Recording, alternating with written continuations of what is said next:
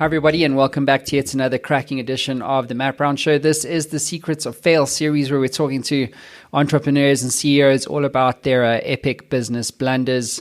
And with us in the hot seat today is Suuchi Ramesh, the CEO of Suuchi, Suuchi.com. So welcome to the show. Thank you. Thanks for having me. Excited to be here. Yeah, man, it's great to have you here. So let's get on with the elevator pitch.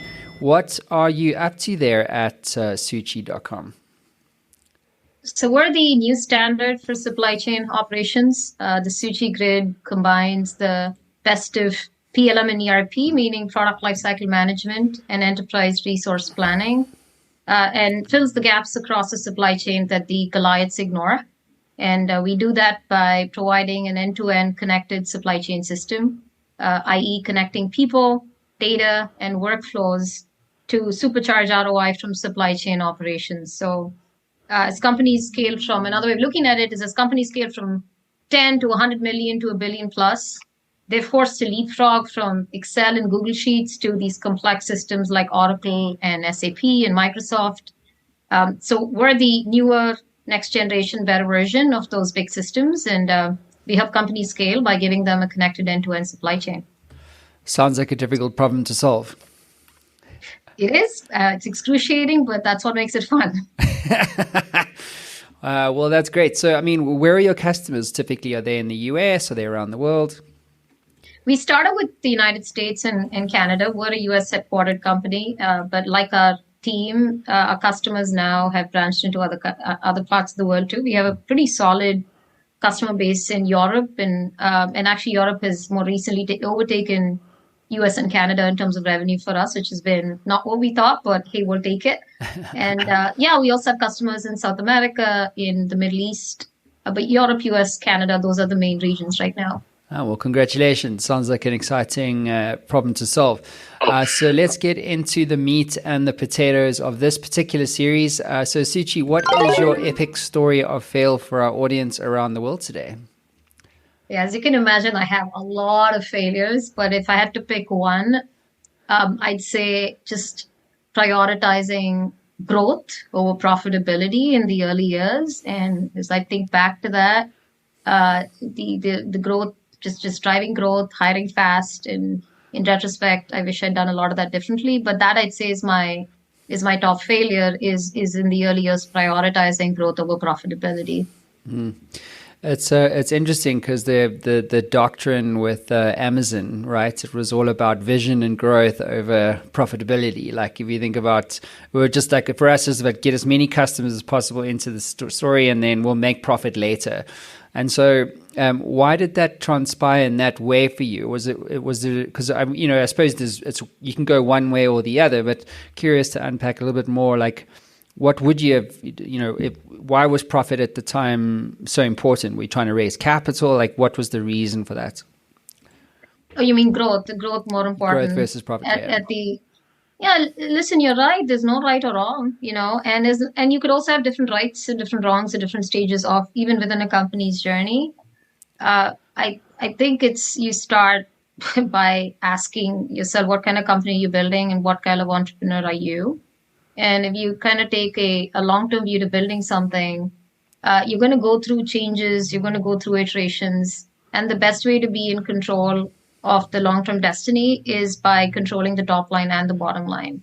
And I feel like I lost a little bit of control in the early years to kind of steer my ship because of that. But yeah, why was I prioritizing growth? First, many things. I think I was a very different founder and CEO then than I am now. I'd like to think I've learned from the kicks in my stomach. But also as a function of, we just raise venture capital, and it drives certain motivations when you raise your first round of growth equity. So stopping to ask, what are you spending the money on? Why are you spending? And how do these short-term moves tie to these long-term goals, I think is important. But yeah, I don't think I did that enough. Mm. So Suuchi, what did that whole experience teach you? And yeah, that's one was stopping to ask. Like I said, I think I kind of jumped ahead on it, but stop and ask one, what is this company we're building and what kind of entrepreneur am I? And I think it's very important because there's different types of companies. We're in this world where it's very hardcore, old world B2B. Our contract sizes are larger, they're longer term.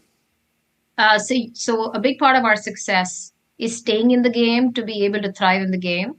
And in order to just stay in the game for the long term and to win business, the kind of business we win, again, you've just got to be able uh, to to write both the top line and the bottom line. So I wish I'd asked that question early enough. The other part of it is the kind of entrepreneur I am. There are two entrepreneurs at two ends of the continuum. There's one that's the ideas person. It's about taking the idea, flipping it, going on to the next thing, and there's a joy and a thrill in that. For myself, I know I'm the opposite. I'm a very boring person when it comes to ideas. I love executing. I like scaling. I love the boringness, if that's a word, that is associated with operations. And so for that, I see myself as taking something and taking it all the way. And so again, if you have that kind of view for yourself when you self-assess, you have to have ideally a view into profitability from day zero. Yeah. So Suuchi, if you could get into the Matt Brown Show time machine and kind of do things differently, what would you do differently and why? So this is going to sound a little counterintuitive to what I just said, but we went through two evolutions in our journey. Because we're a multi-product platform, we started off as a global sourcing network, i.e. a marketplace, connecting brands with suppliers and testing the early beta versions of our multiple products before launching it out on its own. And I wish we had gone a little bit faster carving out these software products and selling them on their own. We did that, into our journey. And today it's great to see the adoption across the software products. But I also wish we weren't so in our heads about getting the products to a certain place before launching them on its own, because sometimes you got to get feedback. And there's nothing to replace that, right? You can always incubate, but the best thing is to get it out there and get feedback. So, Suuchi, what's your advice to other founders, entrepreneurs, and CEOs today in terms of, the importance of failing or failure in business success? Well, it's very important to learn from it, but also, provide, I think, an environment where people can take ownership and make decisions and say that it's okay to fail. It's recognizing that. I think leaders being the first to admit when they've made a mistake and talking about it, laughing at it, but also talking about learnings from it and building a muscle to say, hey, we failed, and look, we've come out on the other side, and that's kind of magical, right? So actually, we do that quite a bit at Suuchi Inc, where we talk about individual mistakes, but the other side of mistakes is survival and learning from it. So we also celebrate that. And so it's really a cultural thing, and I think it kind of starts with not just the leaders, but allowing people to make their decisions, fail at it, because that's how you advance. What about books, tools, and resources that you recommend? Does anything come to mind that you would encourage other CEOs to use? Yeah, I mean, it's a big source of inspiration for me. I used to read a lot. I still read a lot, but ever since I became a mom a couple of years ago, now the hard version of holding something in my hand has translated to Audible or Kindle. But yeah, I mean, I'd say the first layer of books that inspire me are less to do with business, but they're just more, how can I live a better life with the chaos of being an entrepreneur? I love the David Goggins books. I know he's a little commoditized, but I still love his stuff. Both his books, Don't Hurt Me, and the new one, I think, never finished. Yeah. A similar one, which is not as popular, is Endure by Cameron Haynes. I know shit about bow hunting, but I thought the book was really well written. And you'll see the common theme across these is all about, just building the muscle to say, F it, I just have to survive through this. And that's really the secret to winning. There's some classics. I like Psychology of Money. So as an entrepreneur, you're always dealing with the worry, and also the other side is the insecurity with having all your eggs in one basket. It's the case for me. I think most first-time founders, entrepreneurs.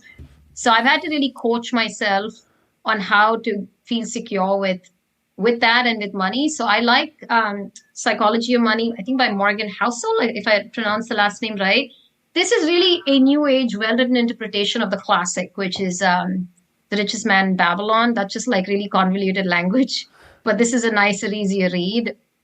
I started reading a classic a couple of months ago, and I love it. It's been on my bookshelf for so long. How to Stop Worrying and Start Living, Dale Carnegie. And I would recommend that really to all entrepreneurs. I think it's just like really timeless wisdom. Let's see. And then biographies. One of my favorites is, again, not talked about as much, Stephen Schwartzman's book. I forget the name. I think it's What It Takes, maybe. Yeah.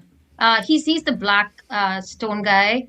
And I loved it. I mean, I read a lot of biographies, but that for me was one of the ones that stood out.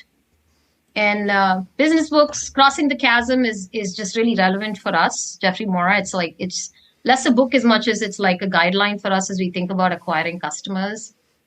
And if there's one maybe business guy I really, really like, I'm a fangirl of Frank Slootman's.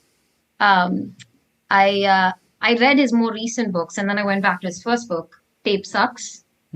He's not for everybody, his leadership style, but I just like his no BS attitude, and I've learned a lot from his books and watching him and watching his career path. He's a snowflake guy now, but he's done a lot before that. Yeah. No one has ever recommended more books. You're clearly way more read than me. Oh, my word. No, but they're all amazing books that I've heard of, many of which I haven't read because I'm like you. I read one page and it puts me to sleep. Yeah, well, I used to. I don't remember at least in the last 2 years, I don't think I've had the chance to hold something. But, audiobooks and Kindles are great. So, tell me, how do you manage your business and being mom? I don't look at it really. It's listen, I have a great partner, right? So he is amazing. And I think both of us, he's also an entrepreneur, and both taking our first chance at this. So we're figuring it out together. So I suppose that's a big part of it. I got very lucky in having a great better half. And the fact that he's also an entrepreneur, I think, helps a lot. You don't think about it when you get into a life partnership with somebody, but I suppose that helps a lot as well. And I almost feel like having been at this now 7 years, which has felt like 700 years, makes me a better mom. I don't freak out as much. I feel like I like to think I'm more patient with her, with our daughter. So, but hey, listen, we're just figuring it out as we go. I'm sure, new challenges come up as she gets older, and it's just making sure she knows that she's prioritized, and yeah, figuring out that division between where Suuchi Inc ends and where I could give her my full self. Awesome. It's a real struggle for my wife, trying to get that whole thing right, because it's so hard, man. Like, I think this idea of like work-life balance is all about context. So like once, when your kid's born, you don't have balance, you're done. Like, you're going to the kid, whatever. But then as your business starts to get to more mature and you have people who can run it for you, then your balance starts to come back with the family. But I think trying to strive for work-life balance when you're not at the right stage is stupid. You know what I'm saying? Because you have to, it's like, it's just going to cause you frustration, right? It is. Yeah, but it's also a joy. I mean, I think I also feel like being a parent with all the struggles that come with it has made me a better CEO too. It's kind of made me more humble, it's just more grounded. So yeah, but you're right. It's just taking, stopping and pausing and taking care of yourself too. Yeah. Awesome stuff. Well, look, Suuchi, that concludes your time in the hot seat today. Thanks so much for being on the show. Thanks for the book recommendations. And again, like I said to you when I first met you, like, I think the problem that you're solving is really, really hard. And I know that as entrepreneurs, we get paid in proportion to the difficulty of the problems that we solve. So, wishing you and the team all the very best of success. Thank you. Appreciate it. Thanks for having me. Anytime. Thanks, everybody. See you again soon.